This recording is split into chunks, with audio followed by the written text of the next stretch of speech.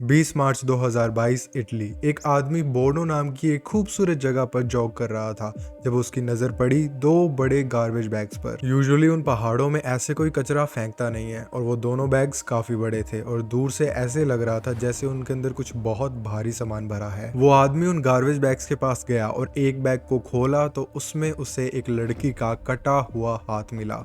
उन garbage bags में total 18 body parts मिले थे और ये बॉडी पार्ट्स किसी आम आदमी के नहीं थे बल्कि एक बहुत ही बड़ी अडल्ट फिल्म एक्ट्रेस के थे। पर ये सब उसके साथ कैसे हुआ, किसने किया? एक स्टार की आखिर किसके साथ इतनी गहरी दुश्मनी हो सकती है कि उस बेचारी को किसी ने ब्रूटली टॉर्चर किया और उसे मार कर उसकी बॉडी के छोटे छोटे टुकड़े कर दिए? इन सवालों का जवाब पाने के लिए हमें इस एक्ट्रेस की लाइफ और इस केस की बहुत ही ज्यादा इंटरेस्टिंग इन्वेस्टिगेशन के बारे में जानना होगा। मेरा नाम है रायू कोल और मैं रेगुलरली इस चैनल पर बहुत ही interesting true crime stories upload करता हूँ। तो अगर आपको ये स्टोरीज देखना पसंद है तो इस वीडियो के शुरू होने से पहले इस चैनल को सब्सक्राइब कर दीजिए। आज का हमारा ये केस है एक बहुत ही पॉपुलर ओनली फैंस मॉडल और अडल्ट फिल्म स्टार कैरल माल्टेसी के ऊपर।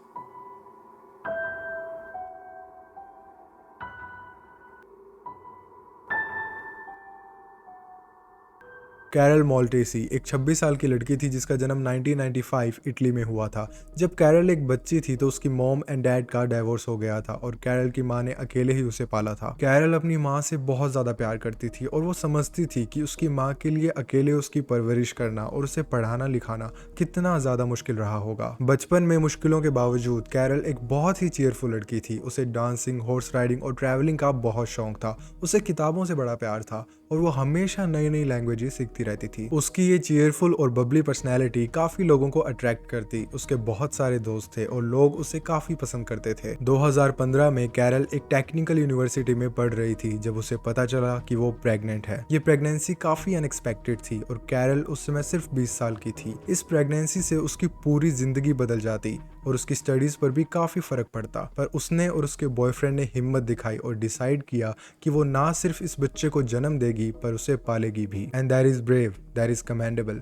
आई नो इस वीडियो में आगे जाकर कमेंट सेक्शन में कैरल को काफी हेट मिलेगी but for this she has my respect. यहाँ तक तो सब ठीक चल रहा था पर आगे जाकर कैरल ने कुछ बहुत ही बुरा किया, कुछ ऐसा जो कोई भी कमिटेड इंसान नहीं चाहता कि उसके साथ हो। कैरल अपने बॉयफ्रेंड के साथ एक नए शहर में शिफ्ट हो गई। उन दोनों को जॉब्स भी मिल गई। कैरल एक शू स्टोर में एज अ सेल्स कंसल्टेंट काम करने लगी। उन दोनों की जिंदगी काफी अच्छी चल रही थी। पर 2019 में कैरल को एक दूसरे आदमी से प्यार हो गया और कई महीनों तक उनका ये अफेयर सीक्रेटली चलता रहा। I am pretty sure Carol के बॉयफ्रेंड को इस अफेयर के बारे में भनक तो होगी ही, या फिर उसे शक तो होता होगा कि समथिंग इज ऑफ, या फिर उसे कैरल के बिहेवियर में कुछ तो अजीब लगता होगा। पर फिर भी कई महीनों तक उसे ये पता नहीं चला कि कैरल उस पर चीट कर रही है और जब उसे फाइनली पता चला तो उनका रिलेशनशिप खत्म हो गया। कैरल ने डिसाइड किया कि वो अपने नए बॉयफ्रेंड के साथ एक नई जिंदगी शुरू करेगी और उनका जो बच्चा है वो अपने असली बाप यानी कि कैरल के एक्स बॉयफ्रेंड के साथ रहेगा। ऐसा नहीं था कि कैरल ने अपने बच्चे को पूरी तरह अबैंडन कर दिया था। वो अपने बेटे से रेगुलरली मिलती थी और उसे पैसे भी भेजा करती थी। पर 2020 में कुछ ऐसा हुआ कि वो अपने बेटे से नहीं मिल पाई, यहाँ तक कि वो अपनी बीमार माँ से भी नहीं मिल पाई। इन 2020 the global pandemic hit and सब कुछ बंद हो गया। सब लोग लॉकडाउन पे चले गए, ट्रैवलिंग रुक गई और बिजनेसेस भी बंद हो गए। ना जाने कितने लोगों ने अपनी जॉब्स, अपना रोजगार खो दिया था और उन लोगों में से एक कैरल भी थी। वो जॉबलेस थी, वो अपने बेटे को पैसे नहीं भेज पा रही थी और इतना ही नहीं उसका खुद का सर्वाइवल भी बहुत मुश्किल हो रहा था। कैरल ने फिर एक यूट्यूब चैनल बना लिया ये सोचकर कि उस पर वो अपनी लाइफ और लॉकडाउन के चैलेंजेस के बारे में डालेगी और उस कंटेंट को मोनेटाइज करके वो पैसे कमाएगी। पर उसे जल्द ही ये बात रियलाइज हो गई कि यूट्यूब से एक अच्छी खासी इनकम बनाने में उसे काफी टाइम लग जाएगा। अब उसके पास और कोई ऑप्शन नहीं बचा था तो उसने अपना ओनली फैंस शुरू कर दिया। अब आप में से जिन शरीफ लोगों को नहीं पता, ओनली फैंस क्रिएटर अपने अकाउंट पर अपना एक्सक्लूसिव कंटेंट डालते हैं और उनके जो फैंस होते हैं वो कंटेंट देखने के लिए उन्हें सब्सक्राइब करते हैं, उन्हें पे करते हैं। नाउ जनरली ये कंटेंट कैसा भी हो सकता है but mostly it's nudity and Carol ने ओनली फैंस पर अपना रियल नेम ना यूज करके शार्लेट एनजी के नाम से अकाउंट बनाया और उसने अपनी explicit photos and videos post करना शुरू कर दी। एंड टू हर सरप्राइज उसे ओनली फैंस पर बहुत जल्दी सक्सेस मिल गई। लोग उसे पसंद कर रहे थे, उसका सब्सक्रिप्शन खरीद रहे थे और देखते ही देखते उसकी एक अच्छी खासी फैन फॉलोइंग बन गई थी। वो धीरे धीरे काफी पॉपुलर हो गई। लोग उसे फैंसी पार्टीज और अडल्ट फोटोशूट्स में बुलाने लगे। She gave several interviews and attended many public events. Her career skyrocketed, but it came with a cost that she was willing to pay. Carol के ऑलमोस्ट सारे दोस्तों ने उससे दूरी बना ली थी। वो उसके इस करियर चॉइस को सपोर्ट नहीं करते थे। यहाँ तक कि कैरल के बॉयफ्रेंड ने भी उसे इसी वजह से छोड़ दिया था। वही बॉयफ्रेंड जिसके लिए कैरल ने अपना पहला रिलेशनशिप और अपना बच्चा छोड़ा था। इतना सब कुछ खोने के बाद भी कैरल उस इंडस्ट्री में काम करती रही। उसके अकॉर्डिंग वो सब लोग जो उसे क्रिटिसाइज कर रहे थे वो सब नैरो माइंडेड थे। उसके लिए उसका काम एक आर्ट था जिसे शायद वो लोग, उसके बॉयफ्रेंड और उसके फ्रेंड्स नहीं समझ पाए। कैरल ने अपने कई इंटरव्यूज में ये कहा था कि वो लंबे समय तक अडल्ट इंडस्ट्री में काम नहीं करेगी। वो यहाँ से कुछ पैसे बनाकर अपने असली सपने पूरे करेगी। और कैरल ने एग्जैक्टली वही किया। 25 साल की उम्र में वो एक नए टाउन में शिफ्ट हो गई और उसने अडल्ट फिल्म इंडस्ट्री छोड़ दी। वो एक छोटा सा टाउन था 15,000 लोगों का। कैरल को एक लोकल परफ्यूम शॉप पे जॉब मिल गई और उसके दिन पीसफुली गुजरने लगे। पर उसे जल्द ही ये बात रियलाइज हो गई थी कि उस इंडस्ट्री को छोड़ना इतना भी आसान नहीं है। तो वो अपनी इस नई जिंदगी को छोड़कर अपनी मर्जी से वापस अपने पास्ट में लौट गई। और तब उसकी मुलाकात हुई डेविड फोंटेना से। डेविड फोंटेना एक 42 साल का आदमी था जो बैंक में काम करता था। उसे फोटोग्राफी का बड़ा शौक था, particularly explicit nude photography. David एक शादीशुदा आदमी था। He had a nice family, पर फिर भी वो कॉन्स्टेंटली इंटरनेट पर अट्रैक्टिव लड़कियां ढूंढता रहता था अपने एक्सप्लिसिट फोटोशूट्स के लिए। अक्टूबर 2020 में डेविड की मुलाकात कैरल से हुई and he was mesmerised bye her beauty. उसे वो इतनी अट्रैक्टिव लगी कि उनके जो फोटोशूट्स थे वो धीरे धीरे सेक्सुअल अरेंजमेंट में कन्वर्ट हो गए। वो कैरल को पे करता उसके साथ सोने के लिए एंड कैरल अग्रीड। पर धीरे धीरे उनकी ये अरेंजमेंट प्यार में कन्वर्ट हो गई। वो एक दूसरे को जेन्युइनली पसंद करने लगे। इतना कि मार्च 2021, सिर्फ 6 महीने के बाद, डेविड ने अपनी वाइफ को अपने अफेयर के बारे में सब कुछ बता दिया और उससे डाइवोर्स ले लिया ताकि वो कैरल के साथ रह सके। उसने कैरल के लिए, जो उम्र में लगभग उससे आधी है, इस नए अफेयर के लिए अपना बरसों से बसा हुआ घर बर्बाद कर दिया। अब डेविड और कैरल सिर्फ रिलेशनशिप में नहीं थे, वो उसके साथ काम भी करने लगा। वो उसकी कंटेंट क्रिएशन में हेल्प करता और बदले में उसकी इनकम में से कुछ परसेंटेज रख लेता। डेविड को फर्क नहीं पड़ता था कि कैरल अडल्ट वीडियोस में काम कर रही है। She is creating explicit content, she is sleeping with other man as long as it was professional। ऐसा भी नहीं है कि डेविड को कैरल से फर्क ही नहीं पड़ता था। वो बहुत पॉजेसिव था और शायद उसकी ये पॉजेसिवनेस ही थी कि वो उसके साथ काम करने लगा ताकि वो उस पर नजर रख सके।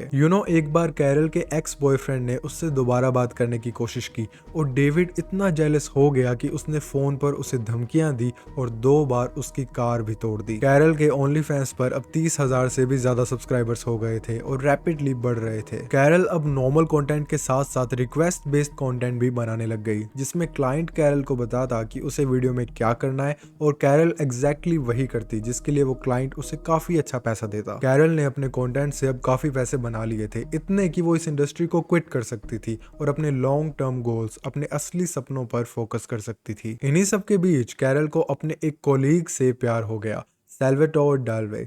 सैल्वाटोर उसके साथ अडल्ट फिल्म इंडस्ट्री में ही काम करता था। सैल्वाटोर और कैरल का प्यार इतना आगे बढ़ गया था कि सैल्वाटोर ने कैरल को प्रपोज कर दिया। कैरल बहुत खुश थी और उसने उसे शादी के लिए हाँ कह दी। कैरल अब सैल्वाटोर के साथ शादी करके एक नई नॉर्मल जिंदगी शुरू करना चाहती थी और इसके लिए उसे डेविड की इन्फ्लुएंस से निकलना था। डेविड और कैरल का रिलेशनशिप बहुत ज्यादा कॉम्प्लेक्स था। वो दोनों बस फिजिकली इन्वॉल्व नहीं थे। डेविड उसकी कंटेंट क्रिएशन में भी हेल्प करता था, जिसके लिए वो उससे कुछ परसेंटेज चार्ज करता था। और कैरल अब इस अरेंजमेंट से तंग हो गई थी। वो डेविड से सारे टाइज कट करना चाहती थी ताकि वो अडल्ट इंडस्ट्री को पीछे छोड़कर एक नई जिंदगी शुरू कर सके। वो सैल्वाटोर के साथ अपने पुराने शहर में शिफ्ट होना चाहती थी, जहां पर उसका पहला बॉयफ्रेंड और उसका बच्चा है, ताकि वो अपने बेटे की भी देखभाल कर सके। 2022 की शुरुआत में कुछ बहुत ही शॉकिंग हुआ। कैरल अचानक से गायब हो गई और कोई भी नहीं जानता था कि वो अचानक यूं कहां चली गई। उसने अपने सारे सोशल मीडिया अकाउंट्स पर भी कोई अपडेट्स नहीं दिए। वो ओकेजनली अपने फैमिली मेंबर्स को रिप्लाई कर देती थी और बहाने बनाती थी कहीं बिजी होने के। कैरल के फैमिली, फ्रेंड्स और सैल्वाटोर को उसकी काफी टेंशन होने लगी, तो उन्होंने डेविड से पूछा कि कैरल कहाँ पर है और तब डेविड ने एडमिट किया कि उन दोनों का ब्रेकअप हो चुका है। तो उसे अब नहीं पता कि वो कहाँ है। कैरल का यूं अचानक बिना किसी को बताए गायब हो जाना काफी सस्पिशियस था। 20 मार्च 2022 एक आदमी बोर्नो नाम की जगह पर जॉगिंग कर रहा था। पहाड़ों में भागते हुए उसे 2 बड़े गार्बेज बैग्स दिखे। वो बैग्स दिखने में काफी हैवी थे और सस्पिशियस थे। वो आदमी उन्हें चेक करने के लिए उसके पास गया। उसने जैसे ही एक बैग खोला तो उसमें उसे एक कटा हुआ हाथ मिला। वो आदमी काफी डर गया और उसने फौरन पुलिस को कॉल कर दिया। पुलिस वालों को उस जगह पर टोटल 4 बैग्स मिले और उन बैग्स में किसी की बॉडी के कटे हुए 18 हिस्से थे। उस बॉडी को किसी ने काट कर इतनी बुरी तरह से डिसफिगर कर दिया था कि ये पता लगाना बहुत मुश्किल था कि वो बॉडी किसकी है। और आइडेंटिटी तो छोड़ो, उस बॉडी की हालत इतनी बुरी थी कि बिना लेबोरेटरी एग्जामिनेशन के ये भी पता लगाना बहुत मुश्किल था कि ये बॉडी किसी आदमी की है या औरत की। Police officers, investigators, forensic team अपने अपने काम में लग गए। उस किलर को ढूंढने के लिए ये पता लगाना बहुत जरूरी था कि वो बॉडी किसकी है। जल्द ही फोरेंसिक डिपार्टमेंट ने बताया कि वो बॉडी एक महिला की थी जो जवान थी, लगभग 5 फुट की थी और उसके काले बाल थे। उसकी बॉडी पर लगभग 11 टैटूज पाए गए थे, जिनमें से ज्यादातर टैटूज को खराब करने की कोशिश की गई थी ताकि उस बॉडी को आइडेंटिफाई ना किया जा सके। वो टैटूज डैमेज थे, उनमें से कई टैटूज तो काट कर निकाल दिए गए थे उसकी स्किन के साथ। ये क्रिमिनल जो भी था, ही मेड श्योर कि अगर ये बॉडी पार्ट्स किसी को मिल भी जाए तो कोई उस बॉडी को आइडेंटिफाई ना कर पाए। इस केस की जरूरी इंफॉर्मेशन पुलिस ने पब्लिक में रिलीज कर दी और उन टैटूज का एक डिस्क्रिप्शन भी रिलीज कर दिया ताकि कोई उसे पहचान पाए। फोरेंसिक एग्जामिनेशन से ये भी पता चला कि इस विक्टिम की मौत लगभग 1 महीने पहले ही हो चुकी थी और अब तक इसे फ्रीजर में स्टोर किया गया था इसे डिस्पोज करने से पहले। ये सारी इंफॉर्मेशन पब्लिक में रिलीज कर दी गई और इस इंफॉर्मेशन से एक आदमी बड़ा इंट्रिग हुआ, एंड्रिया टोर्टेली। एंड्रिया एक जर्नलिस्ट था और वहां की लोकल मैगजीन में एक एडिटर भी। उसने इस मिस्टीरियस मर्डर की इन्वेस्टिगेशन में बड़ा इंटरेस्ट दिखाया। उसने अवेलेबल इन्फॉर्मेशन को लेके खुद की एक इन्वेस्टिगेशन शुरू कर दी और उसके मन में एक सवाल आया कि अगर ये मर्डर 1 महीने पहले हो गया था तो तब किसी ने उस पर्सन की मिसिंग रिपोर्ट क्यों नहीं लिखवाई? क्या इस विक्टिम की फैमिली या फ्रेंड्स ने इसकी डिसअपीयरेंस नोटिस नहीं की थी? ये सवाल एंड्रिया को खाए जा रहा था कि 26 मार्च 2022 को पुलिस वालों को एक कॉल आया और कॉल पर एक आदमी ने उन्हें बताया कि वो जानता है ये बॉडी किसकी है। एक्चुअली ये एक रैंडम आदमी था जिसे उस बॉडी पर बने हुए टैटू से पता चल गया था कि ये बॉडी शार्लेट एंजी की है, जो कि एक बहुत ही फेमस अडल्ट फिल्म एक्ट्रेस है। I hope you guys are not confused कि अब ये शार्लेट एंजी कौन है। यू मस्ट रिमेंबर जब मैंने आपको बताया था कि कैरल ने अपना ओनली फैंस बनाया था तो उसने शार्लेट एंजी के नाम से बनाया था, तो पूरी दुनिया उसे शार्लेट एंजी के नाम से जानती थी। Thanks to that random guy अब सबको ये पता चल गया था कि ये बॉडी एक्चुअली में है किसकी। तो इस नई इन्फॉर्मेशन के साथ एंड्रिया ने अपनी इन्वेस्टिगेशन जारी रखी। एंड्रिया ने शार्लेट एंजी की एजेंसी को कॉल किया जिसके लिए वो काम करती थी। कॉल एक अडल्ट फिल्म एक्ट्रेस ने उठाया जिसने कहा कि वो शार्लेट की दोस्त थी और उसने एंड्रिया को शार्लेट का असली फोन नंबर भी दिया। उस फोन नंबर की वजह से एंड्रिया और अथॉरिटीज को शार्लेट का असली नाम पता चला, कैरल मोल्टेसी। उसने कैरल के नंबर पर कई दफा कॉल किया पर सामने से कोई भी जवाब नहीं आया और फिर एंड्रिया ने उस फोन नंबर पर टेक्स्ट मैसेजेस किए और सरप्राइजिंगली सामने से जवाब आने लगे। एंड्रिया ने उसे टेक्स्ट पर कहा कि मैं एक जर्नलिस्ट हूं और मैं आपका एक इंटरव्यू लेना चाहूंगा और जानना चाहूंगा इस इंडस्ट्री में आपकी लाइफ के बारे में। इस इंटरव्यू की रिक्वेस्ट पर सामने से जवाब आया नहीं।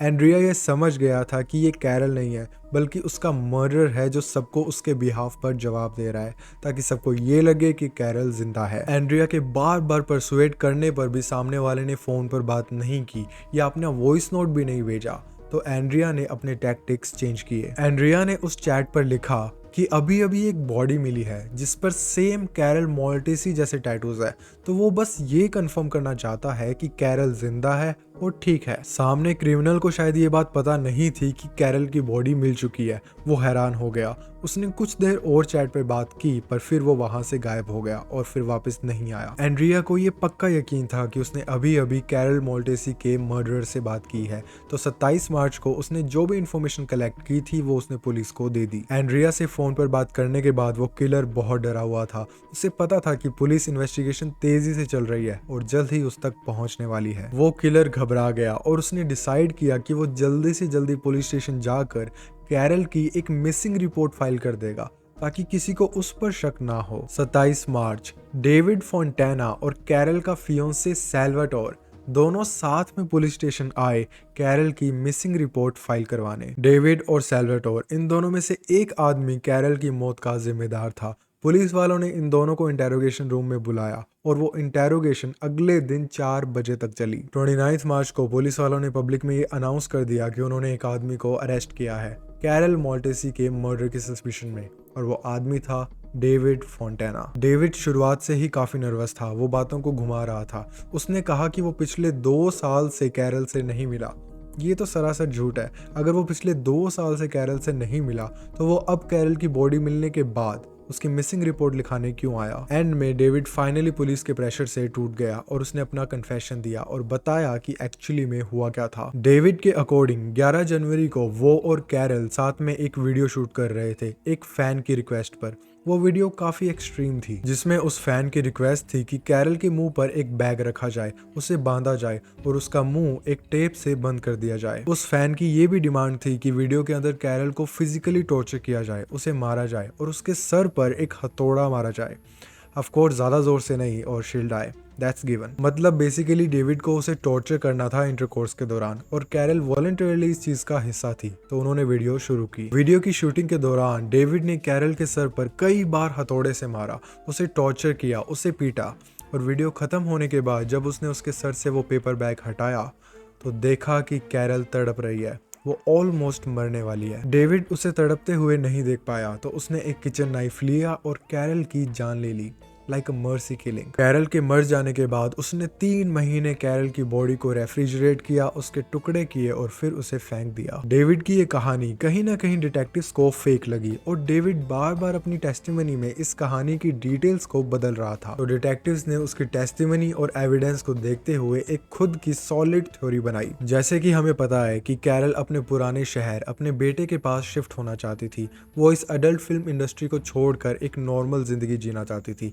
और अपने बॉयफ्रेंड सैल्वाटोर से शादी करना चाहती थी। 11 जनवरी 2022 को वो डेविड के साथ अपनी जिंदगी का आखिरी वीडियो शूट करने वाली थी। डिटेक्टिव्स ने अपनी इन्वेस्टिगेशन में पाया कि वो फैन जिसने वो सिक टॉर्चर वाली रिक्वेस्ट भेजी थी वो और कोई नहीं बल्कि डेविड खुद था। डेविड ने उस रिक्वेस्ट में पूरा सीन क्रिएट किया था डोमिनेंस का, जिसके अंदर सिर्फ फिजिकल टॉर्चर नहीं था, उसमें एक सीन ऐसा था जिसमें कैरल डेविड को अपना फोन का पासवर्ड देती है as a show off ultimate dominance. बेचारी कैरल को इस बात का अंदाजा नहीं था कि वो पूरी वीडियो किसी फैन ने नहीं बल्कि डेविड ने रिक्वेस्ट की है और अपने फोन का पासवर्ड डेविड को देकर उसने बहुत बड़ी गलती की है। उस सीन के दौरान डेविड ने कैरल को सच में मारना शुरू कर दिया। उसने कैरल के सर में वो हथौड़ा बार बार जोर जोर से मारा तब तक जब तक वो मर नहीं गई। उसे मारने के बाद डेविड ने उसे सीधा काटना शुरू नहीं किया, वो कई दिनों तक उस स्टूडियो में जाता रहा उसकी मरी हुई बॉडी को देखने के लिए। और फिर वो एक हार्डवेयर स्टोर में गया, उसने वहां से सीजर, सॉ जैसे इक्विपमेंट्स लिए